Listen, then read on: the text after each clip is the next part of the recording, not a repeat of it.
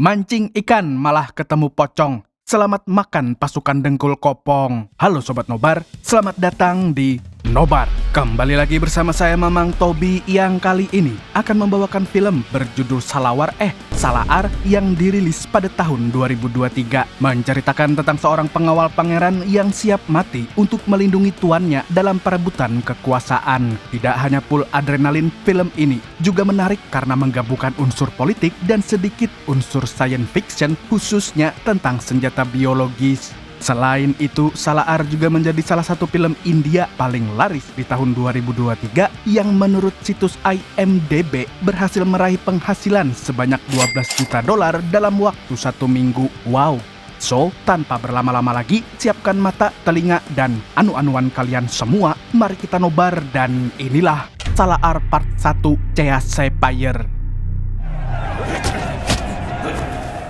Berlatar di tahun 1985, film dimulai dengan memperkenalkan Deva, seorang bocil biasa tapi bersahabat dengan Farada yang merupakan salah satu keturunan raja di kerajaan Kansar. Dan sebagai sahabat yang setia, dia selalu siap untuk membela Farada dalam kesulitan apapun. Seperti yang kita lihat sekarang, dia mendatangi kakak tiri Farada yang bernama Rudra, atau kita panggil saja Samidi karena kelakuannya yang wadidau. Nanti juga Anda tahu sendiri.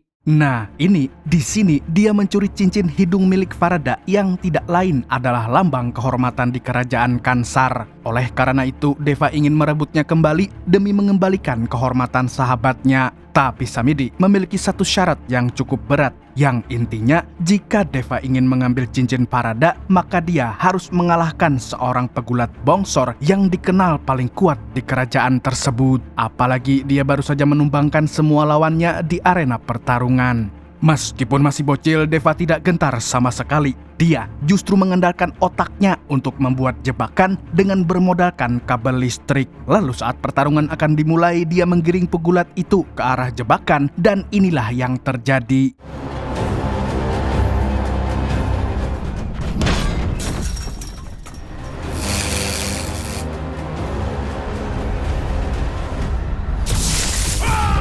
Melihat kemenangan Deva, semua orang pun terkejut bukan main. Mereka tidak menyangka kalau bocil sekecil dia bisa menumbangkan pegulat yang 3 kali lipat lebih besar darinya. Dan sesuai kesepakatan, akhirnya Samidi pun mau mengembalikan cincin hidung milik Farada. Current పోలుంటది కాదు, నువ్వు మళ్ళీ వాడి ముక్కు పోగు ముట్టుకుంటే. Namun pada suatu hari, utusan kerajaan datang untuk menghabisi Deva dan keluarganya. Bahkan mereka juga ingin memperkaos ibunya yang merupakan seorang janda. Beruntung, Farada datang untuk menghentikan kelakuan para jamet dan rela mengorbankan sebuah gelang kehormatan kepada bawahan ayahnya agar tidak mengganggu keluarga Deva lagi. Dan bagi siapapun yang memiliki gelang itu, maka dia berhak untuk menguasai salah satu wilayah milik kerajaan Kansar.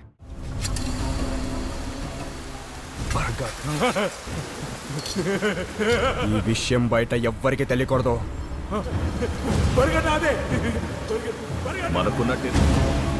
Setelah utusan raja pergi, Farada meminta Deva dan ibunya untuk pergi dari kerajaan Kansar supaya tidak terjadi hal serupa kepada mereka. Tapi sebelum pergi, Deva bersumpah akan tetap setia kepada Farada dan akan datang jika dia membutuhkan bantuannya.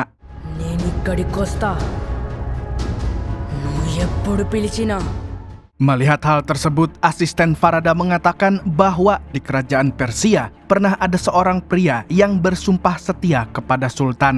Lalu sejak mendengar sumpah itu, Sultan menyebutnya dengan nama Salaar. Setelah berpisah dengan Farada, Deva dan ibunya hidup dengan sengsara karena selalu diburu oleh pasukan kerajaan. Jadi mau tidak mau, mereka harus selalu pindah tempat. Di sisi lain, Farada hanya bisa mengenang kebersamaan mereka dan entah kapan bisa bertemu dengannya lagi. 32 tahun kemudian, ada seorang hacker yang baru saja mendapatkan informasi penting tentang seorang cewek cantik bernama Adia. Wah, selera saya nih. Rupanya, Adia sedang melakukan perjalanan dari Amerika ke India. Namun di saat yang sama dia juga diincar oleh para petinggi di kerajaan Kansar, terutama Obulama yang merupakan seorang pelayan setia dari salah satu dewan kerajaan. Mendengar informasi tersebut, Obulama pun langsung mengerahkan 2 gangster kepercayaannya untuk menangkap Adia hidup-hidup. Di sisi lain, ayahnya Adia terlihat panik saat tahu bahwa putrinya pergi ke India karena 7 tahun yang lalu dia dan keluarganya kabur ke Amerika setelah dianggap sebagai pengkhianat oleh Rada alias Dewan Kerajaan Kansar yang berkuasa saat ini. Oleh karenanya, dia sangat khawatir kalau sang anak akan dihabisi juga. Alhasil, dia pun menghubungi sahabatnya yang bernama Bilal untuk menjemput dan menyembunyikan Adia sebelum anak buah Obulama menangkapnya. Awalnya, Bilal tidak mau ikut campur dalam hal ini, tapi dia masih punya utang budi kepada ayahnya Adia. Jadi mau tidak mau, dia pun harus melindungi wanita itu meskipun taruhannya adalah nyawa. Tanpa berlama-lama, Bilal langsung pergi ke bandara, lalu dengan sigapnya, dia langsung menempelkan alat peledak di setiap mobil gangster yang sudah standby di sana. Selain itu, dia juga melumpuhkan salah satu jamet agar bisa membajak mobilnya. Di saat yang bersamaan, para gangster mencegat taksi yang membawa Adia dan membuat situasi menjadi sangat kacau.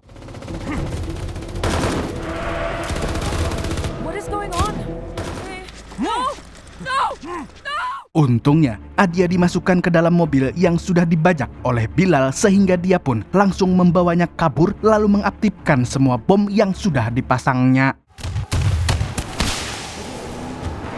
Singkat cerita, Bilal akhirnya sampai di sebuah kota pertambangan batu ginjal yang berbatasan langsung dengan wilayah Myanmar. Di sini, dia langsung memberikan ponselnya kepada Adia agar dia bisa berbicara dengan ayahnya. Setelah itu, Bilal mengatakan kalau tindakan Adia bisa mengundang mara bahaya. ఈ సిచ్యువేషన్లో ఇండియా మొత్తంలో నిన్ను కాపాడగలిగే చెప్పిన నీకు అర్థం కాదు.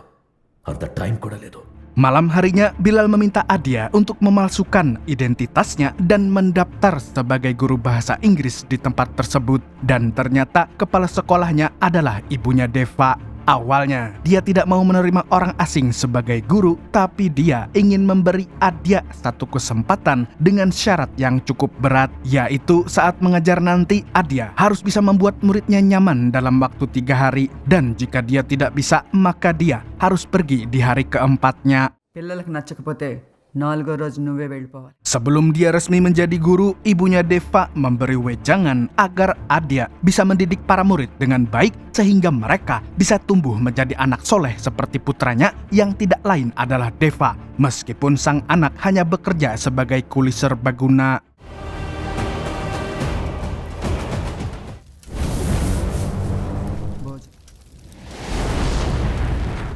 Di tempat lain, Obulama terlihat sangat khawatir dengan kondisi Rada yang tidak pernah mau makan karena rasa dendamnya kepada ayah Adia lebih besar daripada rasa laparnya. Hal itu pun membuat tubuhnya kurus dan tidak berdaya layaknya pengungsi Rohingya. Namun Obulama mengatakan kalau waktu pembalasannya akan segera tiba. మన టైం వచ్చింది. Di waktu yang sama, gangster suruhan Obulama sengaja menghabisi bawahannya sendiri lalu melapor kepada polisi bahwa anak buahnya telah dibunuh oleh Adia. Akibat laporannya, polisi pun langsung memasukkan wanita itu ke dalam daftar buronan. Bahkan mereka juga bekerja sama dengan Duta Besar Amerika supaya bisa menangkapnya dengan mudah. Selain itu, mereka juga mengecek CCTV di seluruh kota serta melacak setiap kendaraan yang lewat di jalan. Lalu sembari melacak, salah satu hacker bertanya kepada bosnya kenapa Rada ingin menangkap Adia. Dan ternyata, selain ingin balas dendam kepada keluarga Adia, dia juga ingin memancing buronan paling dicari oleh kerajaan Kansar. Keesokan harinya, Adia resmi menjadi guru bahasa Inggris. Akan tetapi dia terlambat karena kamarnya dikunci dari luar oleh murid-muridnya yang nakal seperti anak Dajjal. Sesampainya di sekolah, dia kembali mendapatkan kesulitan karena semua bocil di sana tidak mau belajar dan memilih untuk bermain di luar kelas. Jadi mau tidak mau, Adia harus membujuk mereka untuk masuk kelas lagi. Tapi setelah semua muridnya terkumpul, bel pulang tiba-tiba berbunyi. Sungguh hasil yang mengkhianati usaha. Sepulang sekolah, Adia melihat ibunya Deva sedang berdebat dengan salah satu orang tua murid yang kurang ajar. Dan saat kesabarannya sudah habis, dia langsung menggaploknya di depan umum. Melihat hal itu, Adia pun sangat terkejut karena dia baru tahu ada emak-emak sebarbar itu. Belum tahu dia sama orang Indonesia. Kemudian ada seorang pegawai sekolah yang menjelaskan bahwa ibunya Deva sangat peduli pada anak-anak di wilayah tambang, sehingga dia mendirikan sekolah agar masa depan para bocil tidak suram, apalagi menjadi kuli seperti orang tua mereka. Namun saat dia berjuang untuk anak-anak, para warga seringkali menjegalnya. Jadi mau tidak mau, dia harus bersikap keras. Di sisi lain, ada perbedaan jauh antara sikap Deva dan ibunya yang bagaikan langit dengan WC umum. Karena Deva dikenal sebagai orang yang sopan, lemah lembut, dan rajin nguli. Tidak hanya soleh, dia juga sering bermain dengan anak-anak setempat untuk mengenang masa kecilnya bersama Farada.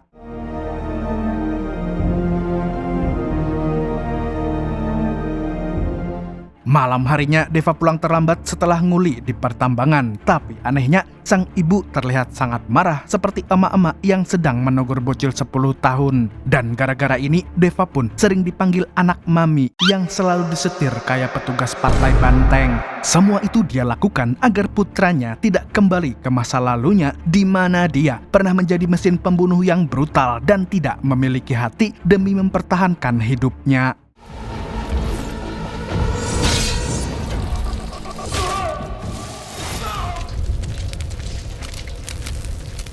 Di hari berikutnya, Adia kembali mengajar di kelas, tapi lagi-lagi para bocil kematian ini tidak bisa diatur hingga membuatnya sangat marah. Melihat cara Adia mengajar, kepala sekolah pun langsung menghentikan pelajaran dan menyuruhnya pergi ke pasar untuk membeli lampu.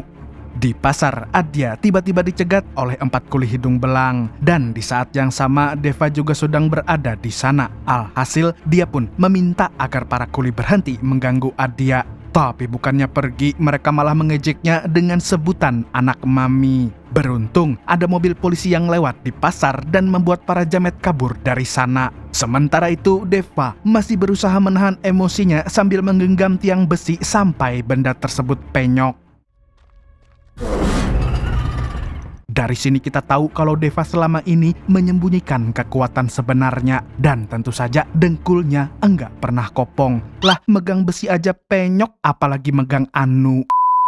Di sebuah pelabuhan ada anak buah Obulama yang sedang menyelundupkan barang haram bersama dengan seorang mafia bule. Dan rencananya barang itu akan dikirimkan melalui Nepal. Namun sebelum dikirim, semua barang dicap dengan simbol Kansar. Lalu tidak berselang lama ada petugas bea cukai yang mencurigai gerak-gerik dari anak buah Obulama. Tapi ketika melihat simbolnya, petugas itu pun langsung ketar-ketir. Bahkan dia langsung menghubungi gubernur, kepala polisi, beserta semua jajarannya agar tidak mengganggu pengiriman barang haram itu karena Kansar adalah kerajaan yang paling kuat di benua Asia. Bahkan Sunda Empire pun tidak sebanding dengannya. పరిపాలిస్తున్న ఆయన్ని వచ్చే భయం మాత్రం. Di lain pihak, Deva sedang merayakan ulang tahun seorang gadis kecil dengan kue yang apa adanya. Tapi saat Deva akan memotong kue, ada bocil yang tidak sengaja menjatuhkan lilin sampai terjadi kebakaran kecil di sana. Melihat ada kobaran api dan Deva yang memegang pisau plastik, sang ibu pun ketakutan dan langsung merebut pisau tersebut.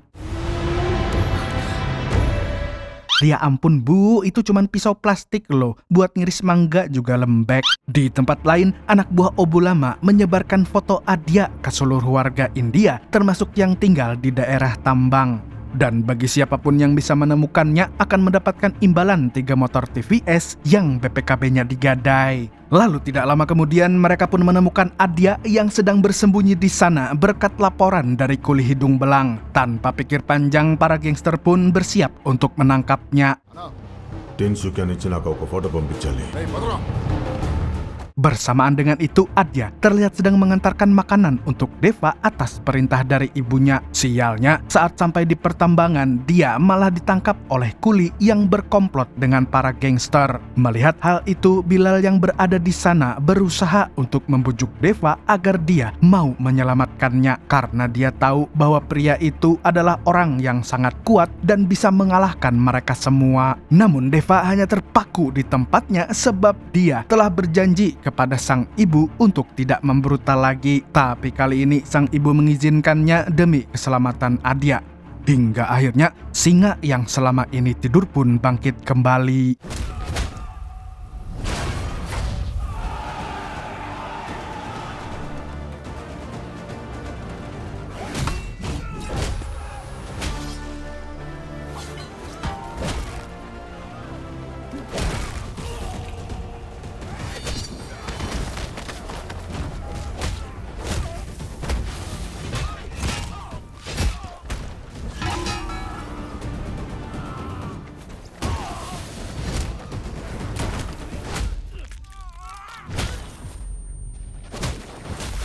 Di saat melihat Deva membantai para jamet, semua orang hanya bisa terdiam dan tercengang karena mereka tidak pernah melihat orang se-overpower itu. Bahkan Adya pun langsung tergila-gila dengan kehebatannya. Meski begitu, ibu Deva punya firasat buruk bahwa mereka sedang dalam ancaman besar. Oleh karenanya, dia ingin mengajak putranya untuk pergi ke Nganju sampai situasinya aman terkendali. Selain itu, dia juga meminta agar Bilal membawa Adya pergi sebelum ada gangster yang datang lagi. Sebelum OTW, Adya memberitahu alasannya kenapa dia ingin pergi ke negeri perindapan. Rupanya dia telah berjanji kepada dirinya sendiri untuk pergi ke Sungai Gangga lalu menaburkan abu kremasi milik mendiang sang ibu. Tapi karena tidak bisa ke sana, dia pun menitipkan abu tersebut kepada Deva. I know I've asked a lot of you, but can you do this one last thing for me, please? Di saat keadaannya semakin runyam, anak buah Obulama kembali menyusun rencana untuk menangkap Adya di mana mereka akan mengubah rute pengiriman barang haram dari Nepal ke perbatasan Myanmar. Dengan begitu, maka mereka bisa memasukkan Adya ke dalam truk yang memiliki simbol Kansar sehingga tidak mungkin ada yang berani menjegalnya. Let's go there. Beralih ke tempat Obulama, ayah Adya datang dengan baju penuh keringat dan bau kecut untuk meminta agar anaknya dibiarkan pergi karena tidak memiliki salah apapun. Tapi Obulama mengatakan kalau Rada ingin membunuh Adya terlebih dahulu agar ayahnya merasa tersiksa. Di waktu yang bersamaan, para gangster datang ke wilayah tambang untuk menculik Adya dan sialnya Bilal tidak bisa berkutik setelah dikepung dari berbagai sisi. Alhasil Adya pun berhasil ditangkap, tapi sebelum memasukkannya ke dalam truk barang, para gangster memberi cap simbol Kansar di lengannya. Sementara itu, Deva dan ibunya sudah pergi cukup jauh. Namun sang ibu tiba-tiba memintanya untuk putar balik lalu menyelamatkan Adya dan Bilal. Karena bagaimanapun juga mereka bukan orang jahat yang pantas diperlakukan seperti binatang. Di sisi lain, Adya yang sudah berada di dalam truk bertanya tentang simbol Kansar dan alasan kenapa dia diburu oleh para gangster. Tapi sebelum menjawabnya, Bilal memintanya untuk pegangan tangan sebab akan terjadi sesuatu yang sangat bombastis. Dan benar saja, Deva sudah kembali ke wilayah tambang dan siap untuk menyelamatkan mereka berdua. Selain itu, saya sangat terkaget-kaget teman-teman saat melihat mobilnya yang sudah dimodifikasi dengan senjata otomatis. Lalu tanpa pikir panjang, dia pun langsung menyerang para jamet dan...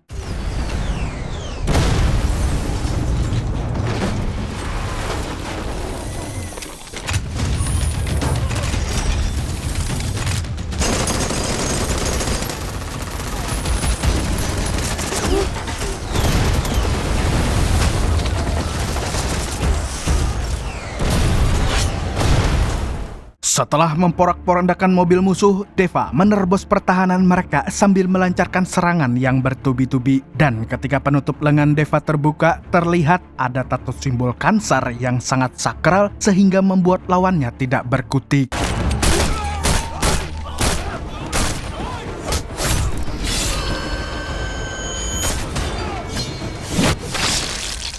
Hanya dalam waktu sekejap, dia mampu menghabisi para gangster dan membuat bala bantuan mereka ketakutan bukan main.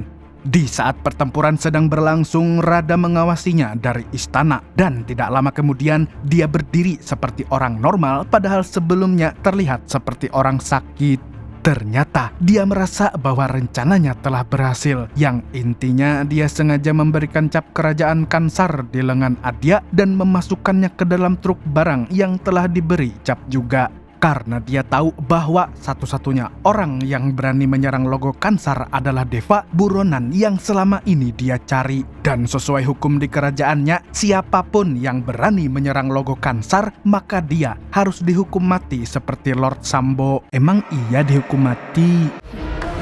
Baga plan చేశాను కదా. Tidak lama kemudian pihak kerajaan mendengar berita tentang kemunculan Deva. Tapi hal tersebut membuat Farada cemas, apalagi Deva akan segera dihukum mati. Namun sebagai seorang pangeran, dia harus mematuhi aturan raja. Jadi mau tidak mau, dia harus merelakan nyawa sahabatnya sendiri. Setelah pertempuran selesai, Bilal mengajak Adya untuk pergi ke tempat yang lebih aman. Dan untuk menemani perjalanannya, dia menceritakan tentang sejarah Kansar dan alasan kenapa Deva menjadi buronan kerajaan. Begini ceritanya Sobat Nobar. 1000 tahun yang lalu, wilayah Kansar terkenal dengan para perampok yang suka menjarah desa dan berbuat onar di berbagai tempat. Pada saat itu, wilayah Kansar terbagi ke dalam 3 suku besar yang terdiri dari suku Manar, suku Anga, dan Ganiaar. Dan seiring berjalannya waktu, ketiga suku ini mengubah wilayah Kansar menjadi kerajaan yang tidak terkalahkan. Bahkan pada tahun 1747, Inggris datang untuk menjajah tanah India, namun mereka tidak mampu menaklukkan kerajaan Kansar. Lalu ketika India merdeka, Raja Kansar menghapus wilayahnya dari peta negara tersebut. Selain keluar dari India, dia juga menegaskan kalau aturan di negara tersebut tidak akan berlaku di Kansar, tapi aturan di Kansar akan berlaku di seluruh tanah India. Sejak saat itu, dunia underground dikuasai oleh Kansar dan seluruh perdagangan ilegal dijalankan oleh pihak kerajaan. Bahkan saking berkuasanya, kerajaan juga bisa mengatur pemilu India, kemudian menaruh orang-orang mereka dalam pemerintahan agar tidak ada yang berani mengusik wilayahnya. Ternyata Kansar adalah oligarki politik di India. Selain ikut campur dalam pemilu India, kerajaan Kansar juga memiliki sistem pemilunya sendiri. Karena wilayahnya didirikan oleh berbagai suku, maka penunjukan raja harus dilakukan lewat pemilu agar tidak terjadi perang saudara. 15 ఓట్లు కలిగిన ఖాన్సార్కి కర్తగా నియమించుకున్నాడు. Namun pada tahun 1985 raja mereka meninggal dunia dan secara hukum Kansar maka perwakilan suku Surya Anga berhak meneruskan tahta dari raja sebelumnya. Tapi sialnya anak raja yang bernama Raja Manar tidak terima jika tahtanya tidak diturunkan kepadanya. Sampai akhirnya dia bersekongkol dengan suku Ganiar untuk membantai seluruh keturunan dari suku Surya Anga termasuk Deva dan ibunya.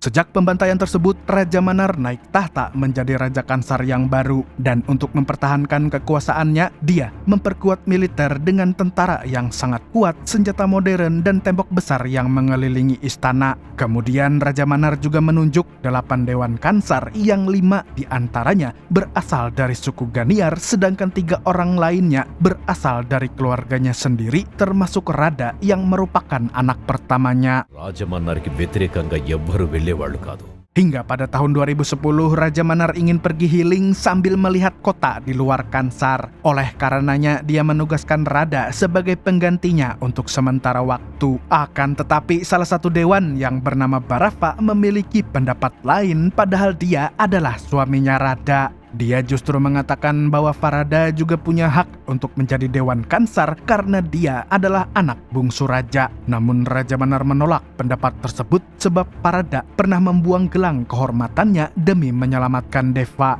Meskipun begitu, Barafa berusaha meyakinkannya kalau Farada lebih pantas menjadi raja dibandingkan Rada.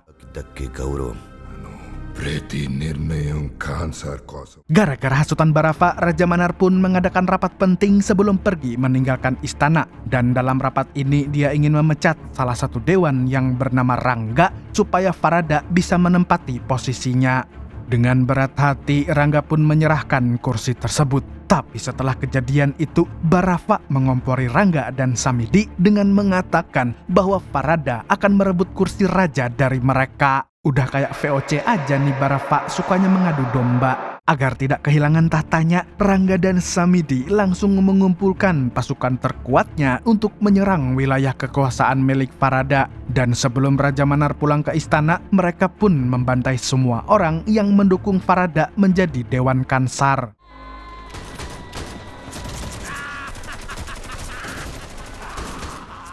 Karena kalah jumlah, keadaan ini membuat Farada tersudut dan menyerah di depan Samidi. Tapi saat akan dieksekusi, tiba-tiba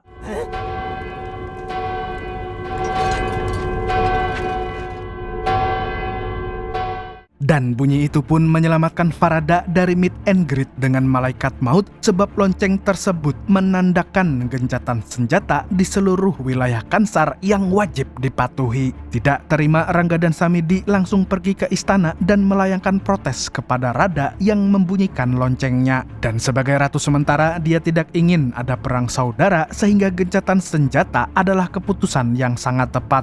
Namun Samidi meminta hak vetonya sebagai salah satu anak raja untuk mengadakan pemilu darurat yang intinya dia ingin mengusulkan pencabutan gencatan senjata supaya bisa menghabisi Farada.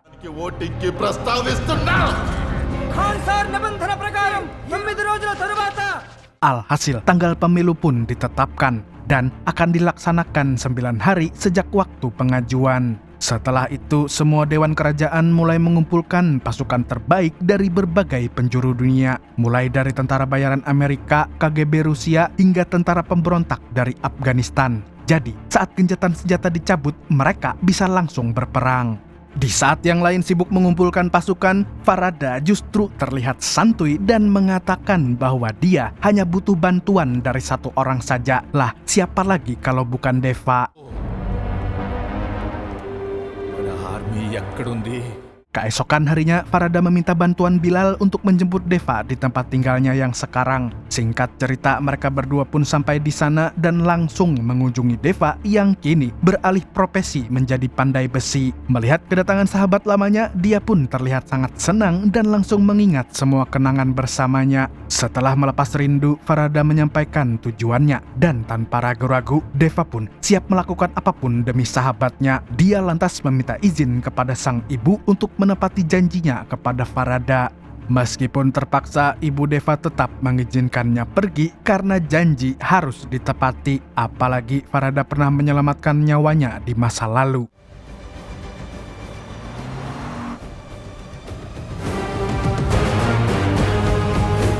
Tidak lama kemudian, mereka akhirnya tiba di Kansar. Lalu dengan gagahnya, Deva berjalan memasuki gerbang kota dan membuat semua orang langsung terfokus kepadanya.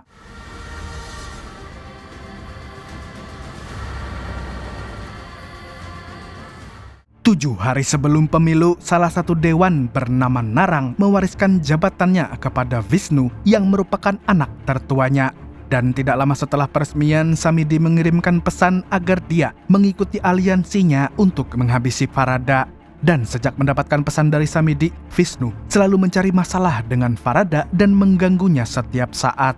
Deva yang sudah muak pun berusaha membela sahabatnya dan sangat ingin menghajar Vishnu beserta antek-anteknya. Tapi Farada selalu menahannya agar tidak tersulut emosi, karena dia tahu si Jamet sengaja melakukan provokasi untuk memancing emosinya.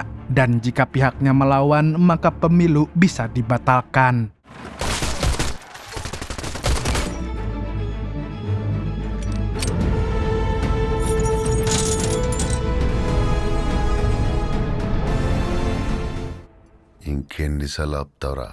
Saat melampiaskan kemarahannya, Farada lebih memilih untuk mabuk ciu bekonang daripada menggunakan cara yang brutal. Sambil teler-teleran, dia mengeluh karena tidak ada yang memihaknya di istana. Bahkan orang-orang terdekatnya juga meremehkan keputusannya ketika dia membawa Deva sebagai pelindungnya.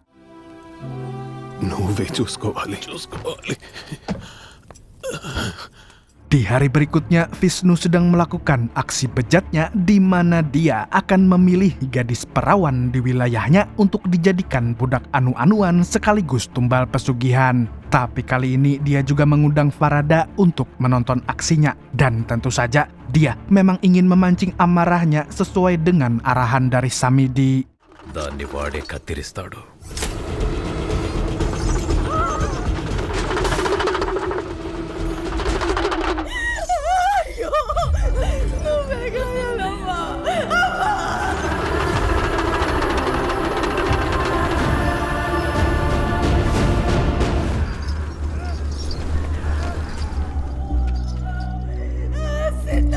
Tidak tega melihat gadis itu, Deva pun memutuskan untuk bertindak. Dia lalu menenangkan orang tua dari gadis yang diambil oleh Vishnu, kemudian memancing amarah para jamet sampai akhirnya baku hantam pun tidak dapat dihindari lagi.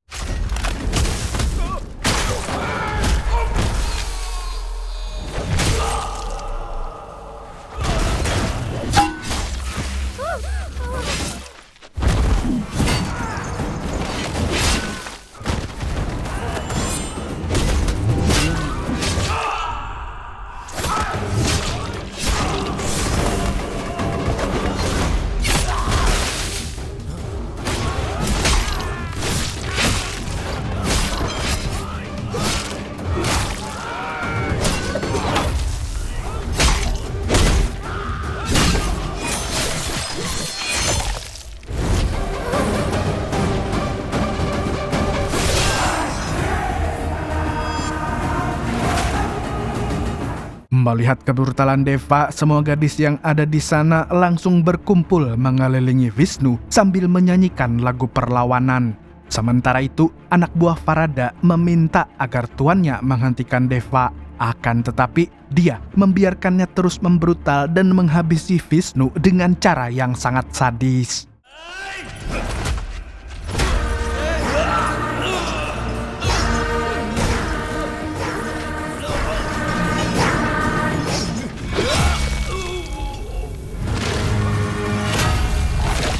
Dengan tewasnya Vishnu, para gadis terbebas dari kelakuan si jamet yang sangat tidak bermoral. Dan sesepuh kota pun berterima kasih atas tindakan Deva yang telah menjadi pahlawan bagi orang-orang yang lemah. Menyala abangku! Tidak butuh waktu lama, berita tentang kematian Vishnu menyebar pesat ke seluruh wilayah Kansar sehingga membuat Deva, Farada, dan para anggotanya ditangkap oleh polisi kerajaan. Lalu dalam perjalanan menuju penjara, Deva meminta maaf atas tindakannya yang ceroboh. Sementara itu, pihak kerajaan akan tetap melanjutkan pemilu untuk gencatan senjata karena yang membunuh Vishnu bukan Farada. Jadi secara hukum hal tersebut tidak bisa membatalkan pemungutan suara. Namun jika Narang balas dendam atas kematian anaknya, Farada bisa tewas dan sistem pemilu pasti akan terganggu. Oleh karenanya pihak kerajaan tidak boleh membiarkan hal itu terjadi. Di lain pihak, Rangga membujuk Samidi untuk mencegah Narang balas dendam sebab dia ingin membunuh Farada dengan tangannya sendiri.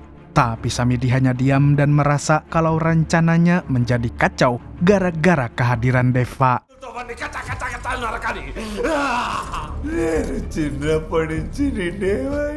Bersamaan dengan itu, Narang dan anggota sukunya mengadakan upacara pemakaman untuk Vishnu. Di sini dia terlihat sangat murka dan tidak sabar ingin menghabisi Farada. Tapi Rada melarangnya karena yang membunuh anaknya adalah Deva. Lalu beberapa hari kemudian Farada dan Deva dibawa ke pengadilan Kansar yang dihadiri oleh semua dewan Kansar. Tapi saat pengadilan berlangsung, Narang mengambil sebuah pedang dan hendak menghabisi Farada. Tidak tinggal diam, Deva pun memohon agar Narang membunuhnya saja. Namun ayah Vishnu itu mengabaikannya dan lebih memilih untuk membunuh Farada. Dan saat Narang hendak menebaskan pedangnya, tiba-tiba setelah memotong tangan si jamet, Deva memberi peringatan kepada semua orang agar tidak mengusik Farada lagi jika tidak ingin berakhir sama seperti Narang.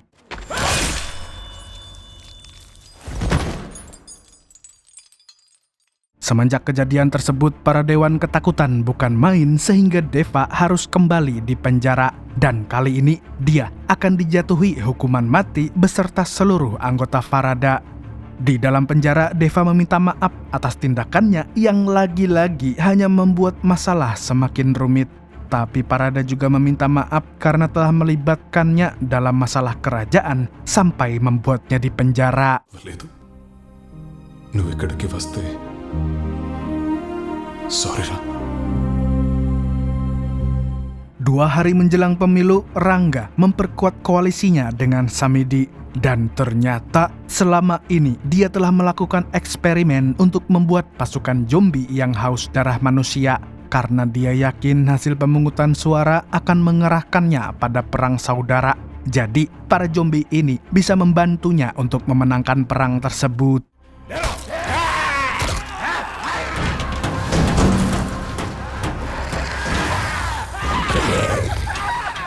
Keesokan harinya, Samidi mengunjungi Farada di penjara untuk bernegosiasi dengannya. Dia lantas mengingatkan agar Farada tidak golput dan harus memilih keputusan perang dibandingkan gencatan senjata. Dan kalau tidak mengikuti perintahnya, maka dia tidak akan segan untuk menghabisi Farada setelah pemungutan suara. Tidak lama kemudian, Rada juga datang mengunjungi Farada. Tapi berbeda dengan Samidi, dia justru menyuruhnya untuk memilih gencatan senjata. Karena jika tidak, maka pihak kerajaan akan membunuh semua orang yang disayanginya. By the way, nggak ada serangan fajar nih. సరైన నిర్ణయం తీసుకుంటావు. Singkat cerita, hari pemilu pun tiba yang akan diikuti oleh semua bangsawan Kansar. Bahkan Raja Manar memutuskan pulang untuk ikut memberikan pilihannya. Lalu ketika suaranya imbang, Farada dipanggil untuk menjadi penentu hasil akhirnya. Dan tidak disangka-sangka, dia justru memilih opsi perang.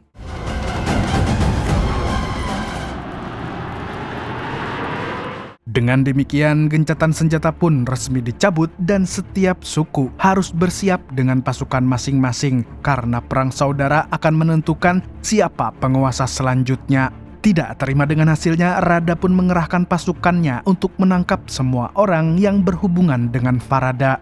Di saat yang bersamaan, Farada malah dibawa ke kandang zombie milik Rangga. Lalu tiba-tiba jamet itu melumuri tubuh Farada dengan darah yang dicampur oli samping. Dan akibatnya para zombie pun mengejarnya saat itu juga.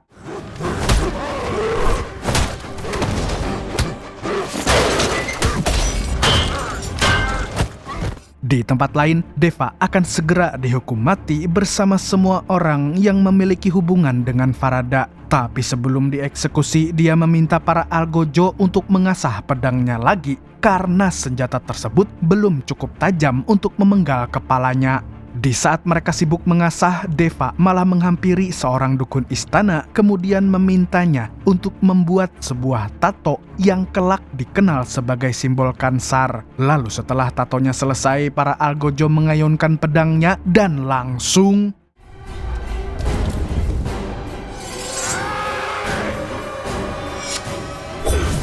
bersamaan dengan itu, Farada masih berjibaku dengan para zombie. Namun saat dia terpojok, ada seseorang yang menggiring zombie tersebut dengan bau darah yang sangat menyengat. Dan ternyata dia adalah Deva yang baru saja lolos dari hukuman mati. Lalu dengan kedua pedangnya, dia menghabisi mereka dengan sangat brutal.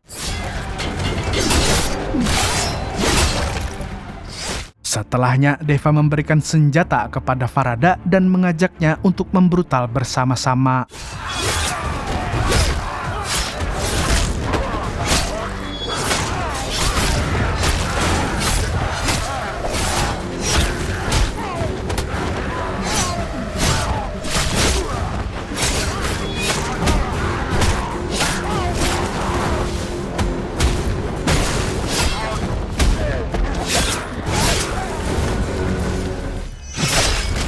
Karena pasukan zombie tidak bisa mengalahkan duet maut itu, Rangga pun mengerahkan pasukan bersenjata yang menaiki motor KLX untuk membumi hanguskan mereka berdua.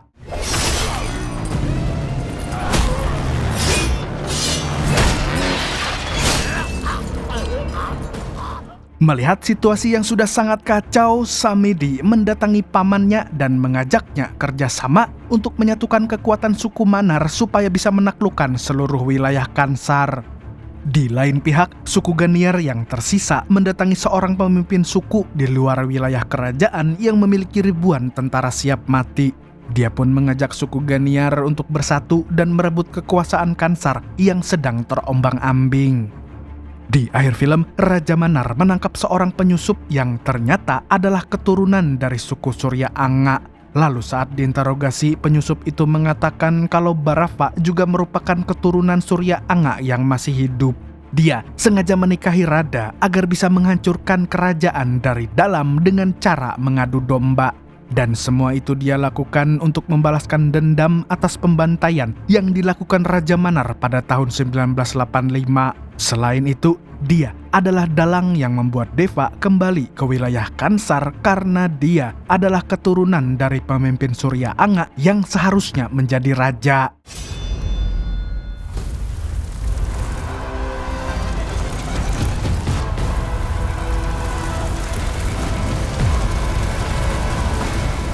Mendengar hal tersebut, Radha pun langsung mengerahkan semua pasukannya untuk berperang melawan suku Surya Anga. Lalu, film pun tamat dengan bersambung. Dan part 2-nya akan saya lanjutkan kalau sudah dapat info rilis filmnya dari teman saya yang kerja di IMDb.